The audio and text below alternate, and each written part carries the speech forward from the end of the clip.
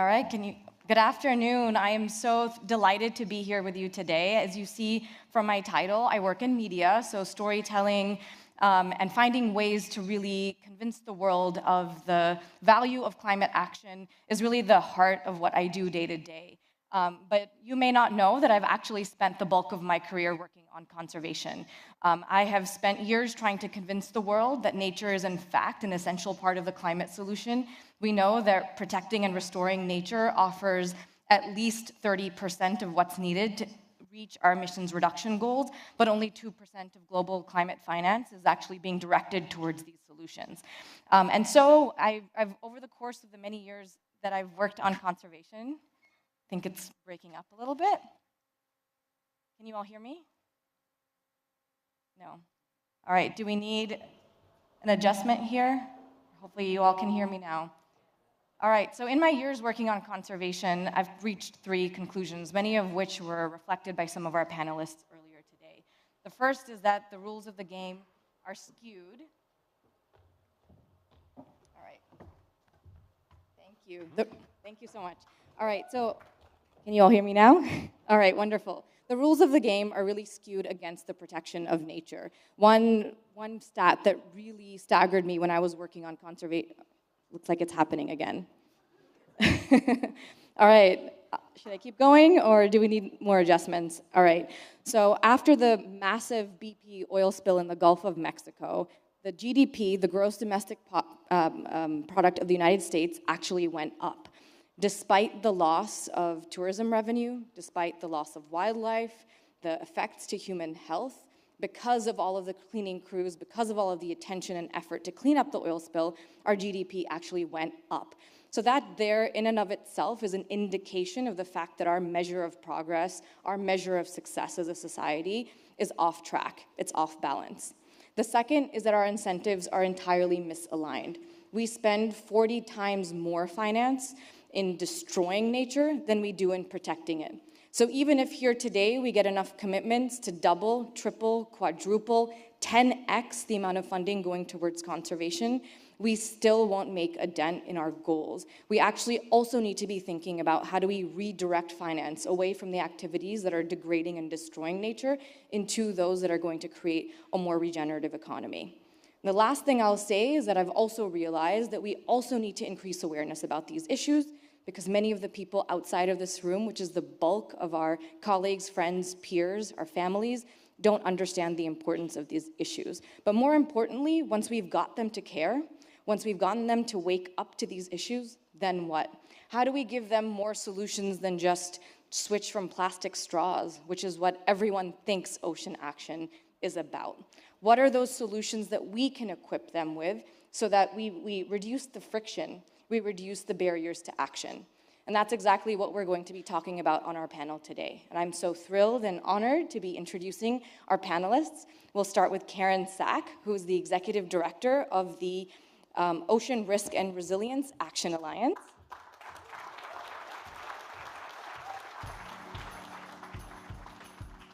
Next, we have Barkha Mossaë, who is the Regenerative Blue Economy Manager at IUCN, which is the International Union for the Conservation of Nature.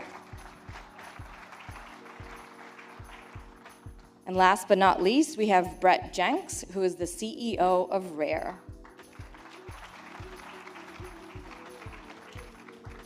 All right, so to kick things off, I'd love to invite each of our panelists to start by first telling us a little bit about what does the blue economy mean to you? So one of the issues that I reflected on was communications, and our community uses a lot of acronyms.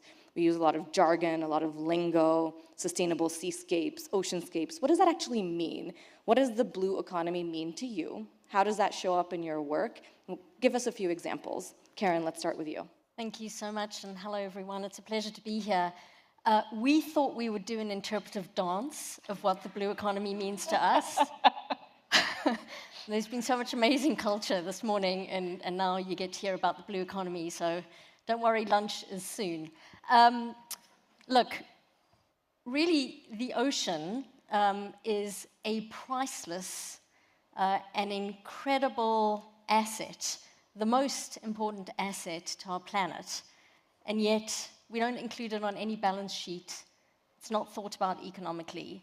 And when most of the world thinks about the blue economy, if they think about it at all, which the majority of people do not, they think about it in terms of what we can extract and destroy in the ocean. At the Ocean Risk and Resilience Action Alliance, we try and bring different collaborators together from government, multilateral institutions, insurance, finance, and civil society to talk about how we can build a regenerative and sustainable blue economy, because we've got beyond simply needing sustainability at this point. We've got to think about how we can regenerate life, and how through regenerating life, through investing in marine-based renewable energy, how investing in nature and recognizing nature as an asset class, we can build the resilience of communities, whether they be coastal communities or large cities anywhere in the world, and we can help to transform our planet from what Johan was explaining to us this morning, is an Earth system that is in real trouble. Because if we don't do that, the risk far outweighs anything else that we can do. Inaction is just not an option for us anymore. Yeah, so for you, it's essentially embedding and integrating the ocean into the real economy. Absolutely. All right, so that's very clear. Barkha, what does the blue economy mean to you? Thank you. And is this our cue for the dance? Or is it too early? So coming from Africa and from a small island developing state, or what we now call a big ocean state, the blue economy represents really a lifeline. We have essentially seen it very much, as you said, in a very extractive term. But now at IUCN, we are talking about the regenerative aspect of the ocean, which encompasses not just giving the chance and actively putting in place mechanisms to restore critical ecosystems, but also has a social and human dimension to it. Knowing that, for example, in my geography, again, up to 70 million people live within 100 kilometers of the coastline, this represents a significant population that is very ocean dependent. And this is also extremely true of big ocean states as well. So what is this relationship between people and the ocean that can be restored? So ultimately, the blue economy, or the regenerative blue economy, is a question of access and equity. At the moment, the way the blue economy is structured, it's a little bit stacked again against what I would call a tropical majority. So we know that that a significant part of marine biodiversity can be found in the global south, in these big ocean states, in the coastal areas of Africa, of Latin America. But if you look at the figures, most of the value of that blue economy does not remain in that part of the world. So what we actually need now, with a blue economy that is equitable and that actually supports ocean health, is really to level the playing field through a suite of policy interventions, very intentional policy interventions. And this means getting our policymakers to understand that oceans are not just peripheral to the ocean, to decision making, through meaningful integration of local communities and indigenous people and what we call IPLCs, as well as through being very intentional about fostering equitable science, research, and development.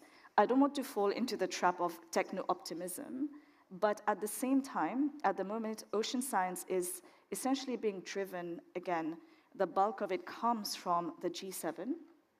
And what I found is ocean science is in the rise in the Pacific region, but in the Indian Ocean region, it is still very much being driven by actors outside of this area, with some input from South Africa and Australia. But the majority of actors in that space are not necessarily from the global south themselves. So to be able to level that playing field, we need to be able to put in place all these different measures, and we can come to the mechanics of that during this discussion. Great. So what I heard from you is that the blue economy isn't just about numbers, right? It's just not about the finance. It needs to be inclusive, and it can't be imposed from the global north on the global south. There needs to be full and equal participation of the global majority where much of the biodiversity is. So the tropical majority. And just to be clear, this is not a north versus south equation. It's a question of where do the solutions lie? If all people are able to meaningfully contribute to the blue economy, then we're able to also address the fact that the ocean at the moment is still one of the biggest vectors of trade, of food, and as well as our energy needs. So that's why we need everyone to be on board. Can't wait to hear more about that. Brett, what about you? What does the blue economy mean to you? When I think of the blue economy, I think of stories that people I work with at RARE, a global nonprofit here, when we visit one of the 2,000 coastal communities around the world in which we're currently partnering. And you hear a repeated story as you move from village to village, and that is, you know, my grandfather used to go out for 4 hours and he would fill up the boat. My father, he would go out for 4 hours and he would fill up the bucket. And now today I went out for 4 hours and I'm not sure I can feed my family. So when I think of the blue economy, I think of an absolutely devastated coastal waters where most of us sip mojitos and look out at the sunset, not knowing that what has actually happened over the last 3 or 4 generations is that unknowingly we have outstripped most of the natural biota of those local waters. And so if we're going to talk about a blue economy, we're going to need to talk about rebuilding the potential for a blue economy, especially for the world's poorest people living in the world's richest environments. That's generally how I think about the blue economy. Yeah, that's great. So for you, it's very community-based as well. So really thinking about also, and RARE does a lot of work on behavior change. So it's really thinking about how do you create the ownership, the incentive, and the cultural relevance for these solutions. So we've heard a lot about where we're going in the wrong direction, right? We've heard about what's not going right. What have you seen that is going right, that gives you hope that we can scale and actually achieve your vision of a blue economy? Karen, let's start with you. Okay, so I never thought I would be somebody who would be excited by finance or insurance, and yet here I am. It's not my history, but I think there's something that Mia Mottley, the Prime Minister of Barbados, said last week. She said, finance is the oxygen, but not the final destination.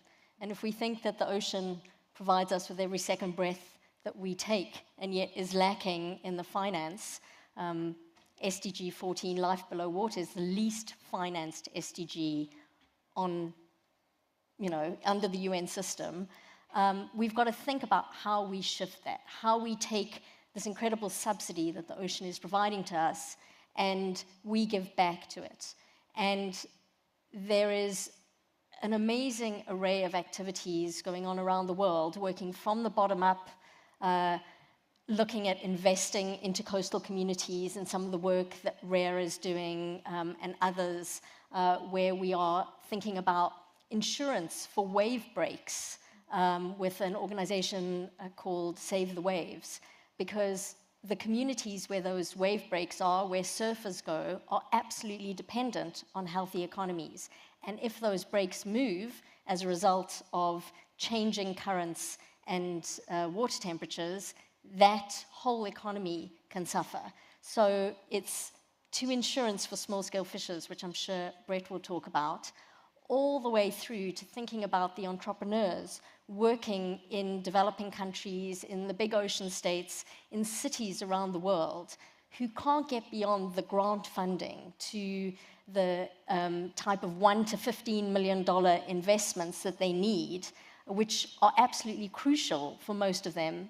For most of the world, the Silicon Valley kind of version of fail fast and often just doesn't fit. They have one opportunity to make a difference, and if they miss that opportunity, if the money isn't there, that's it for them and for their family and extended family. So how do we help finance that? And one of the things that ORRAA is doing is setting up the first fund called the Outrigger Fund, focused on investing in that missing middle, the $1 to $15 million ticket size, as the financial folks call it, it's the cost, for small island developing states.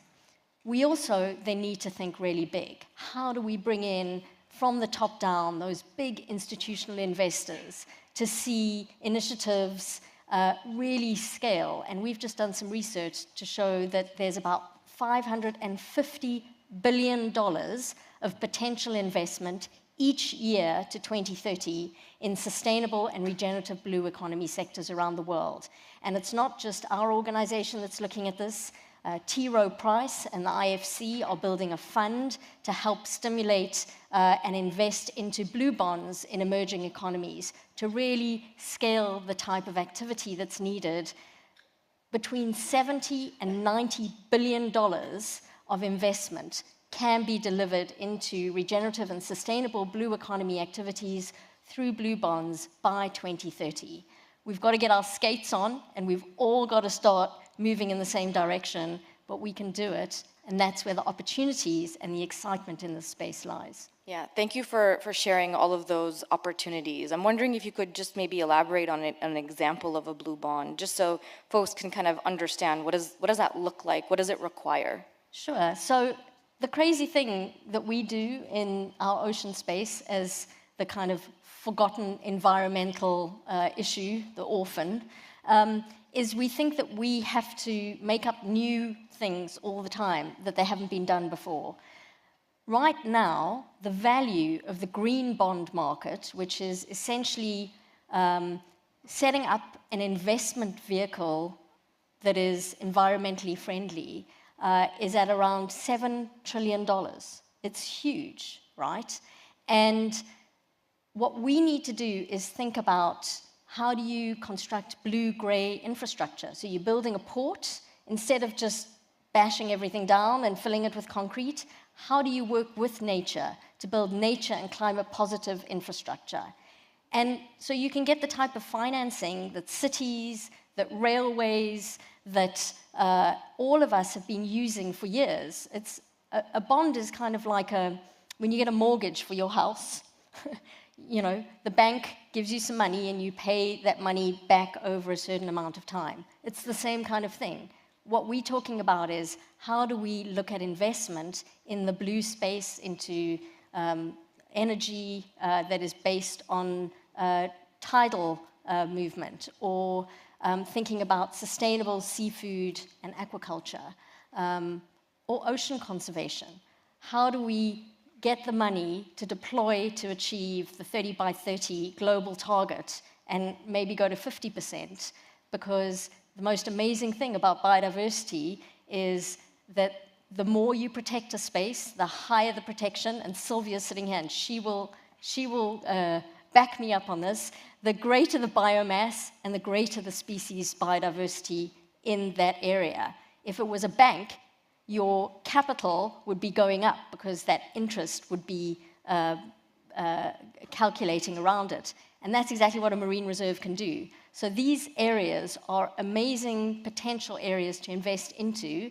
We've just got to convince the bankers that it's not just a piece of paper money that can have value, but that nature needs to have value as well, because without it, as Johan said earlier, we don't have the subsidy that we need for our economy to function. Yeah, fantastic. We've also seen instruments like that are refinancing debt. Yes. And there are a number of countries that have started to implement those types of instruments. So, but yet, ultimately, it all boils down to how do we place value on nature? Absolutely. All right, great. Barkha, what are some examples? What gives you hope, and what have you seen in your work? Oh, actually, there's a lot. And I know that we talked a lot about how a lot of things are breaking down and going bad, but the biggest danger is if we fall into the trap of cynicism.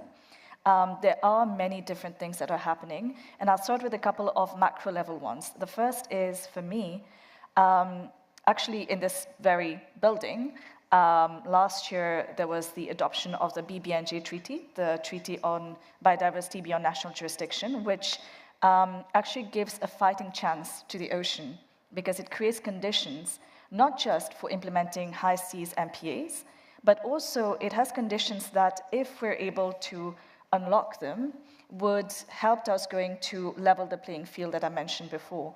So there are conditions relating to meaningful participation of indigenous people and local communities, as well as on capacity building for science, for ocean science and technology transfer. And I know we've heard so much about technology transfer, but what this also brings, the fact that this is part and parcel of the text and that this is something that negotiators have been fighting for, shows the value that people are giving to unlocking the minds, the research that is needed for us to understand our oceans better. Because most of you in the room already know that we really don't know that much about our oceans. So that is one. Again, in the realm of international discussions, there is the agreement on ending harmful fisheries subsidies. When talking about money, right now a lot of the funding is going towards what you would call a brown blue economy. So unsustainable fishing, that is literally fishing the last fish out of our water, towards shipping practices which are not necessarily nature positive, but now there's so much innovation going towards that. And these kind of sectors, if we look at turning them on its head, and the agreement on ending harmful fisheries subsidies aims to achieve just that. I think there's, 22 billion trapped in harmful fisheries subsidies. If we're able to untap that money, I'm not saying that the money is sitting there, but if we're able to direct that energy towards more sustainable practices, then we could be achieving a whole lot more. From a private sector perspective, I will not presume to know much about the financial world, but I remember reading an article by, actually I think Ted Janulis is in the room. He had written the article stating how there are multiple new entrants in the ocean impact investing space, and just that level of interest shows that people are starting to realize that healthy oceans are actually a good business. And from that perspective, many CEOs are also starting to recognize that long-term environmental sustainability is a long-term competitive advantage and a growth sector. Because many of the technology trends that will come up will, on the one hand, enable healthy oceans, but on the other hand, also be part of that competitive advantage. And this is being played out in applications such as trying to develop more sustainable businesses, products and services, as well as developing new models for circularity, integration of AI tools, and more inclusive business practices. So all of these come as a package from a more macro perspective to give us hope. And then from a more small-scale perspective, I'd like to just share the story of a few young women from Mauritius and Seychelles. One of them is, her name is Maria Dine from Seychelles. We met her a few years ago, and back then, before the whole plastics, alternative to plastics was really in the public consciousness, she was experimenting with seaweed-based polymers in her backyard. Now, the challenge is that in many of our countries, we still do not see the blue economy as a viable career path. But that is changing, and the fact that she was willing to go and experiment with this shows that there is such a level of interest. In her case, she didn't have the luxury of failure, as you said. She didn't have the patient capital supporting her, but we are keen to put these ideas out in the open where they can be visible, where they can really highlight the kind of interest, the enthusiasm of young people, especially from coastal communities, to actually actively participate in the blue economy. And then one last thing that I would like to share is the initiative that we have launched called the Great Blue Wall Initiative in the Western Indian Ocean region. It's essentially based on connection. What it's about, it's essentially connecting different seascapes, which include marine protected areas as well as actions towards regeneration, towards mapping, and blue economy that support livelihoods very explicitly, as well as supporting economic transformation, connecting them with a living blue belt of seagrass, mangrove, coral ecosystems, It's a model of connectivity that we hope is going to be bold, that is a solution from Africa to the world, that shows that really we are taking ownership of our oceans and we are not giving up without a fight. So a lot of different initiatives are really, really giving us hope. Yeah, that's so exciting. And I'm sure a lot of your initiatives also touch on the ridge to reef. It's kind of on that interconnectedness of our whole planet as well, with terrestrial ecosystems and marine ecosystems, and that regeneration also cycling through the different ecosystems and the ecology of our planet. So beautiful examples, and I have some follow-up questions for you that we'll go into in our next session. Brett, what about you? What are some of those positive examples that give you hope, and where have you seen them come to life in all of your portfolio around the world? So when we first started looking at this problem of coastal overfishing, we decided that we would look around the world to see what examples there were. And so we held a global competition. We had hundreds of entrants, and we learned about a turf system in Chile, territorial use rights for fishers. We heard about a Muslim cleric in Zanzibar who had set up a no-take zone and said, basically, no one's going to fish in this area. And they measured the spillover and the growth. We heard about some women in the Philippines who had worked together to begin their own locally run enforcement brigade, and they had started to see fish recover. So for every one of the problems that we've been describing, there are already solutions out there. It's a question of listening, it's a question of learning, it's a question of codifying, and then it's a question of bringing them together and making them replicable, making them transferable, customizable, and scalable. So here's the story that gives me the most hope, and that is, in this room there are probably people from Brazil, from Mexico, from Honduras, from the coast of Africa, Mozambique, the Philippines, Indonesia. Those are the places where we are now operating. There's about 100 staff working with about 300 to 400 local NGOs, local universities. There are a couple hundred mayors and counting, and they have all agreed on one thing. And that one thing is that we, the people, can actually manage the ocean. And so what does that look like? You think about the tragedy of the commons that Naoko is especially capable of describing. Naoko Ishii, who runs that commons project at the University of Tokyo. The commons is what we all share, we all take for granted, but none of us own. So the challenge for the commons that is the coastal waters of the world is that nobody owns them. There's very little management, almost none. And everyone is therefore racing to catch the last fish. Every fisherwoman, every fisherman racing just to feed their families. And as population has grown, as gasoline engines have proliferated, it's a lot easier now to catch all the fish. So imagine 3/4 of the natural biota caught and pulled out of coastal waters. That affects the reefs, the mangroves, the seagrass beds, the livelihoods, the blue economy. So what to do? Well, what if a wise mayor working with some talented partners could put together a system whereby local communities are offered exclusive rights to now manage their coastal waters and treat it like an asset, like an investable proposition.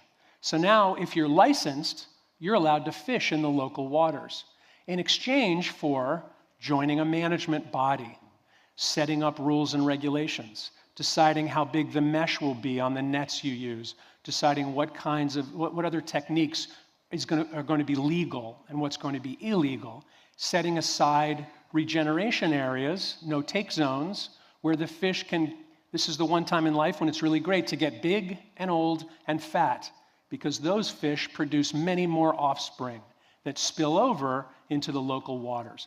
So what we've learned is that if communities are empowered and if small investments are made, the governance of those local waters can improve to the point that you start to see fish stocks recovering. On average, if left alone, a coastal fishery will grow 400 to 500% over 5 to 10 years if you just leave it alone. Now that's hard to do, and we're not asking people to stop fishing. This is their livelihoods. So there's a way to regenerate the ocean. What that enables then is the ability to invest. So once we had good governance in place, we asked ourselves, so how could we bring more than, there's never going to be enough philanthropy, how could we begin to bring private capital to these coastal waters? Well, remember the 30 million coastal fishers around the world who feed 500 million of the world's poorest, most climate vulnerable people, their #1 supply of animal protein every day. They don't have bank accounts. They don't have insurance. They're uninvestable. They're unbankable. They're high risk for anybody trying to recoup their investment. So there's a lot of capacity building that's needed. If you just put money into a community, you get more overfishing. If you put governance-related capacity building, then it becomes investable and more sustainable. And so we created a small fund called the Mossaë Fund. I don't want to go on too long, but just 2 quick examples of what this can look like. We created an impact investment fund on a small scale, $22 million.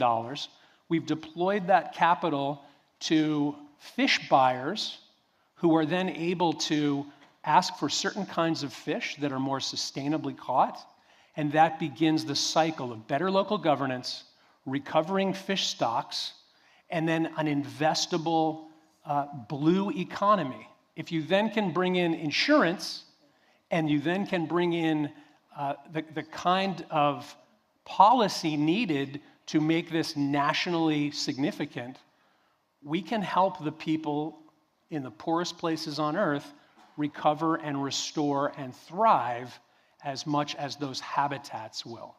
Yeah, and what strikes me about your comments is how immediately available so many of the solutions are.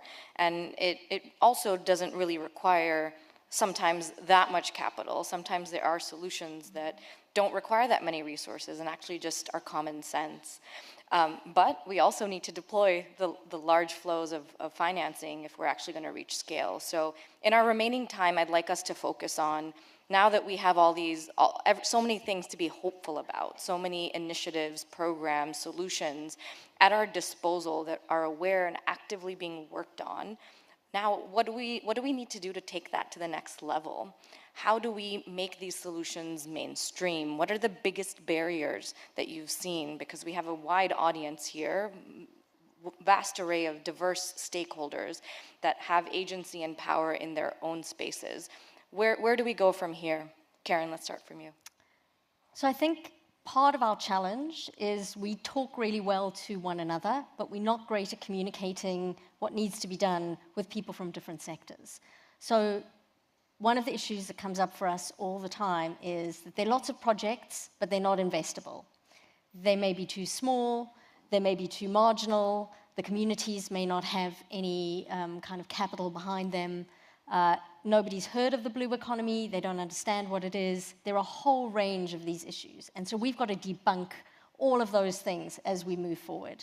So one of the things we are doing is we are building a matchmaking platform, which we call the Octopus Desk, which will have tentacle assistance. And yes, lots of ocean puns. But the key thing here is we need to matchmake between those folks who are working on the ground, building these projects in their communities with potential investors.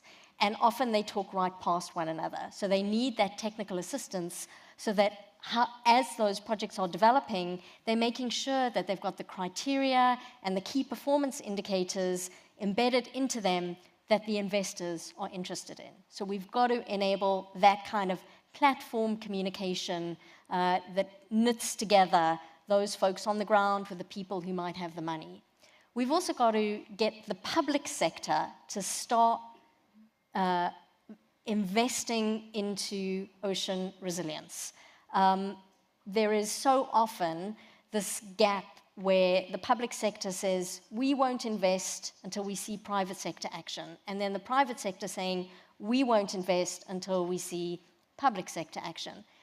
That's just not good enough. We actually are in a planetary emergency. We can't each wait for one another. We've all got to start investing now. And so we need to see the public sector come up and invest in things like guarantees, the promise to pay, to enable the private sector to come up and know that they can invest, they can dip their toes in the water. If something goes wrong, they will get paid back for it. That's what a guarantee does. But more often than not, it won't go wrong, and they'll be encouraged to invest even more. And then we've got to make sure that as we are looking at this regenerative and blue economy, we're thinking about how to make sure that nature is valued through policies, through making sure that both private sector and public sector are bringing nature onto the balance sheet and not just giving it a dollar value so that it can be destroyed, but recognizing the value of keeping that nature intact. Finally, of course, we've all got to start to understand a little bit more about finance and the private sector so that we can begin to speak those languages, so that we can translate between these different sectors and break down the silos. We are totally at an all-hands-on-deck moment right now. And if we don't bring insurance and public sector finance and big banking institutions and small savings clubs from coastal communities and electronic banks and platforms together to do all of this, we're not going to have anything left to invest in. That's our biggest risk. That's why we have to all move forward. Yeah, all really powerful calls to action here, because otherwise we're just going to be having standalone incremental projects that won't reach scale. Yeah, the systemic change that Naoko was talking about earlier is absolutely critical. Fantastic. Barkha. Thanks. I would actually also highlight that any change is still meaningful change. So sometimes we don't have a big picture idea, but creating networks of different levels of change can actually create an ecosystem. So that is also extremely valuable. And just to illustrate your point on how effective the savings aspect, the financial literacy aspect can be, under the Great Blue Wall in one of our seascapes, we actually supported some women with a regenerative multi-trophic aquaculture project, which also included supporting crab fattening instead of going for mangrove burning and charcoal. And what they were able to do, and bear in mind, these are women who have no, what you call, they're not bankable in a sense. They were able to save from the profits enough to be able to start a secondary business and still make profits from that. So that is really an illustration of why it's important to start investing in the right people. So my key take-home messages would really be on the science and R&D, we really need to start putting in place a framework that supports not just ad hoc mapping exercises, but actual disruption and investigation into solutions in the global south. And this will require patient capital, but also what you said about the public sector is very important. We need to be able, as the public sector, be able to put our foot down and say, you know what, this is something that we believe in, so we will guarantee it, we will take the first step. And traditionally, public sector has actually been the enablers of innovation. This is something people tend to forget, but we need to bring that back in the ocean space again. The second message is, blue foods are the beating heart of the blue economy. So I just want to be a bit sector-specific here, and there are many important innovations happening, and blue foods are actually the most traded food systems good at the moment. And aquaculture is one sector where a lot of innovation is happening. So what we really need to, again, start putting our efforts and attention towards is a radical way to enhance sustainability in this sector, which is what I would say the first phase of the blue economy discourse when you talk to communities and governments, including based on the fact that for many public sector officials, the infrastructure is still very much in a legacy stage where ministries are often ministries of fisheries that have been rebranded as ministries of blue economy. So we need to not discard the importance of revamping and optimizing the fisheries and blue food sector by introducing a networked approach, maybe AI to track and introduce more traceability, as well as take a whole of fish approach to address the issue of post-harvest loss, which is very important. And there are many initiatives such as the Blue Foods Partnership, which are already starting to tackle these issues, and we need to amplify those voices. The third and penultimate point is in terms of supporting local communities. For example, there's the Big Ocean States Initiative, which also looks at not just matching people with funding, but equally also priming them to understand leadership principles on the ocean, how to be better advocates for themselves. And I think that is especially important for indigenous communities and local people. And the final point is the importance of network activation. So there are many communities of practice that exist in the ocean space and beyond. There are the shakers, the movers who are really able to make change happen, and we need to be able to connect those very meaningfully with policy, with investment, and with finance. So these would be my takeaway messages. Thank you so much, Barkha. I love this concept of the concentric circles of impact, right? Of not just looking at it from one lens, but seeing different spheres of influence. Brett. When we started a program that we call Fish Forever, we had 3 pilot projects in 3 remote villages in the Philippines. And we were able, in a few years, I should really say they were able, to begin to restore their reef fisheries.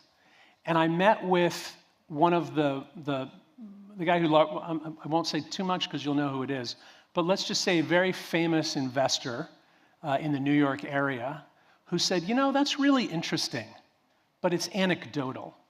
How does that matter? The ocean is so vast. Those are 3 little communities. What's interesting is that person spends a lot of time, and their whole firm spends a lot of time, investing sovereign funds so that the savings of governments around the world can continue to grow on behalf of those nation states. And so recently, I saw this gentleman and I said, you know, those little anecdotes from the Philippines have now spread. There's now 2,000 communities in Indonesia, the Philippines, Mozambique, Brazil, Honduras, etc. This is no longer anecdotal. Furthermore, I'd like to ask for your help. So imagine if you wanted to build a stadium in New York City. I wrote something this week about building a stadium in Tampa Bay. The Rays, the Tampa Bay Rays, need a new stadium. They've been wanting a new stadium for 12 years. Ideally, they'd like the public to pay for their stadium. So why would a mayor or city council agree to pay for a new stadium? Well, the economic argument would be, look, it's going to make us proud. We're going to have a chance to win the World Series. And that will sell a lot of T-shirts. They might also say, we're going to create jobs because we're going to build lots of restaurants around the stadium. Maybe we'll even put in some public transport for the first time so we can get there. There will be many debates about whether this is a good use of public funding. And yet there's lots of public funding. So a stadium will likely get built, as it has and as it will all over the world, so that once every couple of weeks we can fill it up, eat a hot dog, and feel proud of our pastime. If it's football, you know the difference. In every country we have our own pastime. Why can't we do that for the ocean? The same infrastructure finance models work. When you sit down with a finance minister and you show them something like what Johan shared, not just the heat rising in the ocean, but if you show them this precipitous 60-year decline in coastal fisheries, and you ask them, how are your people going to eat? Where are your people going to go as the seas rise, as the ocean acidifies, as the reef crumbles and bleaches? What are you going to do? Where are these citizens going to go? They're going to migrate. So this is one of those vectors of what will be potentially the great destabilizer in the world over the next 50 years, and it's climate migration. And it will be in great part due to lack of care for the ocean. So to the bankers, to the sovereign funds, I would say, why don't we simply sit down and talk about how to turn this precipitous decline in biodiversity into a regenerative blue economy, because you can pay for the relief efforts later, and they're going to be 10x the potential investment cost today. And in the meantime, you create jobs, you protect nature, you make it possible for us to inhabit in fact, thrive on this planet. That's what good would look like in my mind. Thank you so much, Brett. So now we need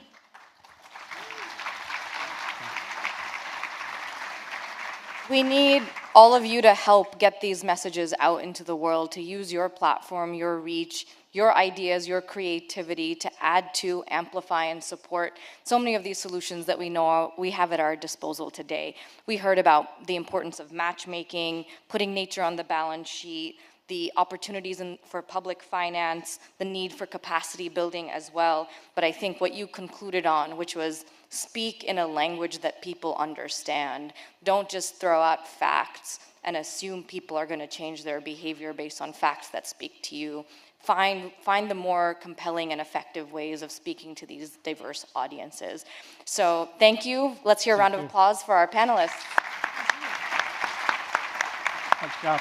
Thank you. Okay. Good stuff. Please find them after. I'm sure they have a lot more they'd like to share, and wish you all a very happy UN Oceans Day.